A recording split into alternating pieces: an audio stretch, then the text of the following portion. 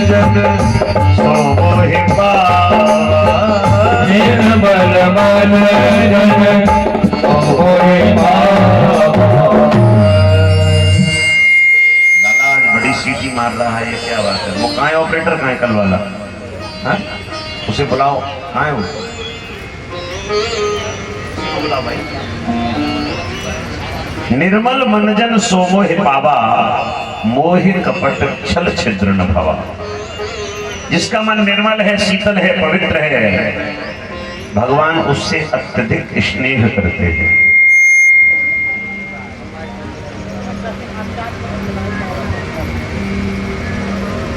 और जिसके मन में राग द्वेष अहंकार ये सब भरा पड़ा है। अच्छा, बालक जब तक रोता नहीं है तब तक नहीं पता चलता कि बालक हो गया। नहीं रोता है तो दाई माँ उसको उल्टा लटका के वो पिटाई करती है कि रोए ये जल्दी से जल्दी। भगवान ने रोदन प्रारंभ कर दिया। यह चरित्र जगा वहीं हरि पद पावहि। इस चरित्र के गाने वाले को हरि का पद प्राप्त होता है। तो किसी ने कहा कि भगवान नीचे आ गए तो हरि का पद खाली हो गया होगा, वो मिल जाता होगा। बोले वो पद नहीं, प्रभु का चरण रूपी पद। जो भजे हरि को सदा सो ही परम पद पाएगा। परम पद की उसे प्राप्ति होती है जो भगवान के नाम का गुणगान करता है। इधर सभी अवधवासी आते हैं। वृंद वृंद कर चली लोकाई, वृंद वृंद कर चली लोकाई। सहज श्रृंगार किए उठे धारी, सहज श्रृंगार किए उठे धारी। सहज श्रृंगार किए उठे धाई, सहज श्रृंगार किए उठे धारी। वृंद वृंद कर चली लुगाई। अब कई बार माताएं बुरा मान जाती हैं, बोले गोस्वामी जी ने लुगाई क्यों लिखा है? अरे नारियां लिख देते, देवियां लिख देते, माताएं लिख देते। आजकल जो लोग कहते मैडम, वो मैडम लिख देते। हाँ, मैडम कह दो तो माताएं बड़ी खुश हो जाती हैं। एक बात बता दूं, कुछ विदेशी लोगों ने ऐसे शब्द हमारे माथे पर मढ़ दिए हैं। विदेश में मैडम किसको कहते मालूम? क्या बात है, देखिए ताली बजाइए भैया के लिए। उन्होंने एकदम सटीक उत्तर दिया है, एकदम सटीक उत्तर दिया उन्होंने मुझे। और जो उत्तर शायद अभी आपको किसी को नहीं पता होगा। अगर पता है तो हाथ उठाओ, किसको मालूम है? वैश्याओं की मुख्य संचालिका को, मानो वैश्याओं की मुखिया को विदेश में मैडम कहा जाता है। और हमारे यहाँ भाई बहन से मैडम कह रहा है, पति पत्नी से मैडम कह रहा है, स्टूडेंट टीचर से मैडम कह रहा है, टेम्पू चालक सवारी से मैडम कह रहा है। किसी से अगर भाभी या दीदी कह दो ना तो ऐसी घुन्ना के देखेगी और कहो मैडम जी, ओहो महाराज, फूली नहीं समाती। तो याद रखिएगा, हम अपनी भाषा से पतित होते चले जा रहे हैं। लोग अपनी भाषा नहीं बोलना चाहते, पता नहीं कहां कहां की भाषा सीख लेते। एक बात याद रखना, आजकल कोई 2 वर्ष भी शहर में रह लेता है ना, और जब आता है तो बूढ़ी मैया से क्यों क्यों टाऊ क्यों टू क्यों क्यों ऐसी भाषा बोलता है। मैया उठाएगी बिलना, दाढ़ी के सीधे ना बोले, अच्छा तू अंग्रेजी मांझ के आए हो। एक बात याद रखना, अपने घर में जब आओ, जननी जन्म भूमस्य स्वर्गात पे गरियसी। जननी और जन्मभूमि पर जब भी आए तो वहां की मातृभाषा का आनंद लीजिए। मैंने बड़े बड़े अफसरों को देखा है, पूर्वांचल के लोग बहुत बड़े बड़े अफसर हैं। कई गांव में मैं जाता हूं, वो कितने भी कहीं रहते हो, कितने भी पढ़े लिखे हो, लेकिन जब अपने घर में आएंगे तो वहां की भोजपुरी भाषा में बात करते हैं। हाँ भैया, हे बाबा, गोड़ लगता नहीं, माने आपस में अपनी भाषा का प्रयोग करते हैं। और होना चाहिए, अपनी जो मातृ शक्ति है, अपनी जो मातृभाषा है। एक छोटी सी घटना मैं आपको सुना देता हूं, उसके बाद कथा से जुड़ूंगा। एक अपनी मातृभाषा बोलने से एक बालक को सरकारी नौकरी मिल गई।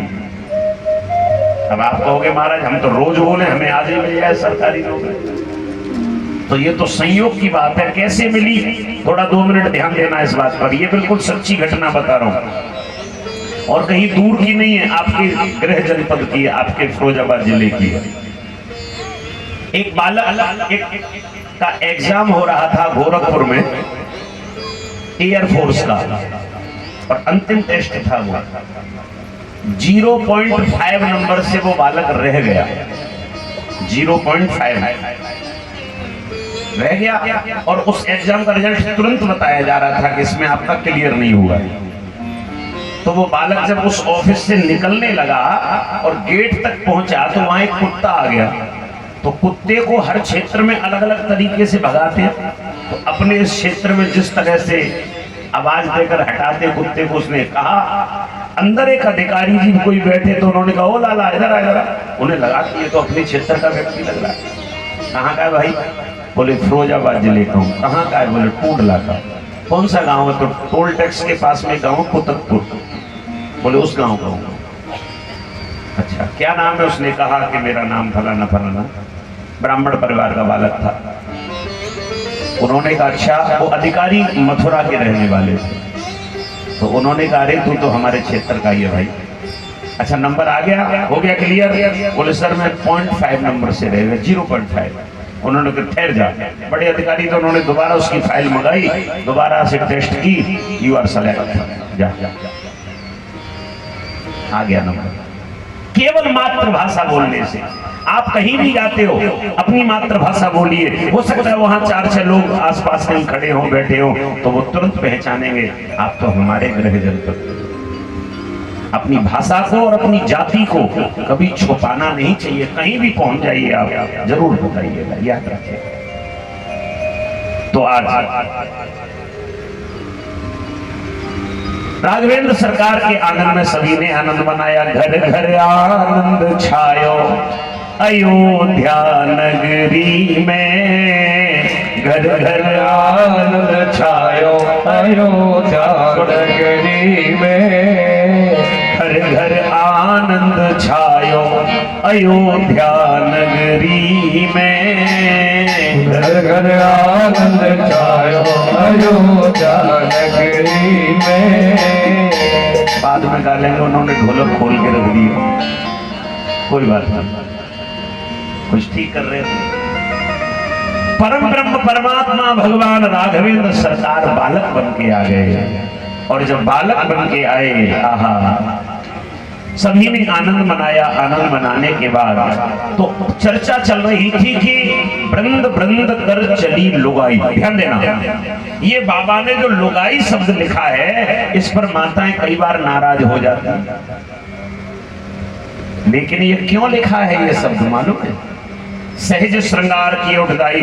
वर्णन तो पूरा इसका चौपाई का ये है कि वो श्रृंगार करके एक कतार बना करके माताएं जा रही हैं। तो किसी ने कहा कि राम जी के घर जा रही हैं दशरथ जी से कुछ मांगने के लिए। इन्होंने कहा मांगने के लिए? बोले हाँ। तो बोले मांगने नहीं जा रही है, मांगने जा रही होती तो इनका के हाथ खाली होते, इनके हाथों में तो मड़ियों के थाल भरे रखे, ये तो लुटाने जा रही है। तो इन्होंने कहा हाथों से थोड़ी मांगा जाता है, मांगा तो मुख से जाता है। मुख से? बोले हाँ।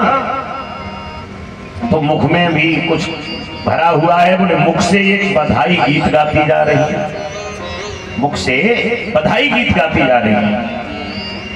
इन्होंने कहा अच्छा, तो वृंद वृंद कर चली लुगाई। ये लुगाई शब्द क्यों लिखा है ध्यान देना, इसलिए जोड़ दे रहा हूं। कई बार माता नाराज होती हैं, बोले बाबा ने ऐसा शब्द क्यों लिखा।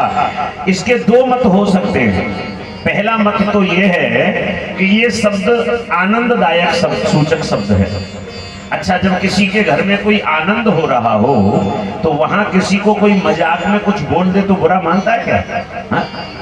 आपके घर में विवाह शादी जन्मोत्सव हो और माताओं से कोई विनोद भी कर दे, मजाक भी कर दे, तो कोई बुरा नहीं मानता। तो पहली बात तो ये आनंद सूचक शब्द है, और दूसरी बात ये है, हो सकता है बाबा की मति उस समय राजस्थान में चली गई हो लिखते समय, हाँ?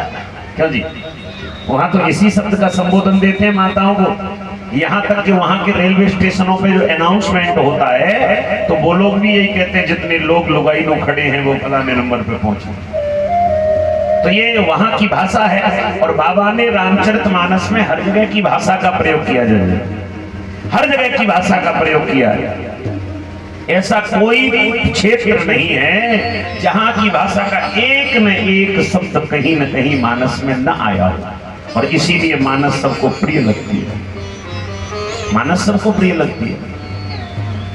और एक बात और बता दें आपको, गीता जी हर कोई नहीं पढ़ पाता, श्रीमद् भागवत महापुराण का पारायण हर कोई नहीं कर पाता, लेकिन मैं हर प्रदेश में जाता हूँ, हर जगह गया हूँ, मैंने देखा है रामचरितमानस के प्रेमी तो हर जगह मिल जाते हैं। सुंदरकांड का पाठ करने वाले लोग हर जगह मिल जाते हैं। अभी हम लोग उड़ीसा में थे, जगन्नाथपुरी के पास में। यद्यपि उड़िया भाषा में वो लोग, तो उनके ग्रंथ सारे उड़िया भाषा में होते हैं, तो हमारी हिंदी भाषा को हर व्यक्ति समझता है। उड़ीसा में जब हम कथा करने गए, मैंने पहले दिन पूछा कि मैं क्या बोल रहा हूँ, समझ में आ रहा है? तो कोई कुछ नहीं बोला, क्योंकि उस दिन पहले दिन बुजुर्ग लोग बैठे ज्यादा।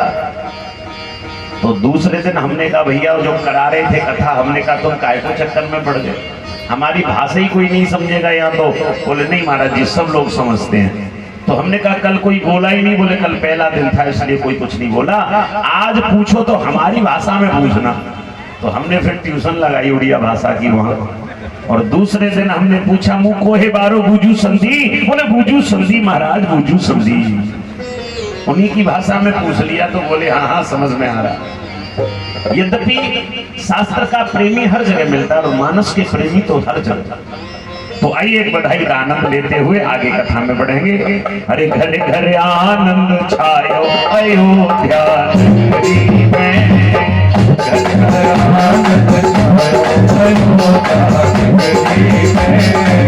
नगरी में हाँ नगरी में, नगरी में हाँ नगरी में, नगरी में हाँ नगरी में, नगरी में हाँ नगरी में, वह बेटा बने आयो अयोध्या नगरी में, वह बेटा बने आयो अयोध्या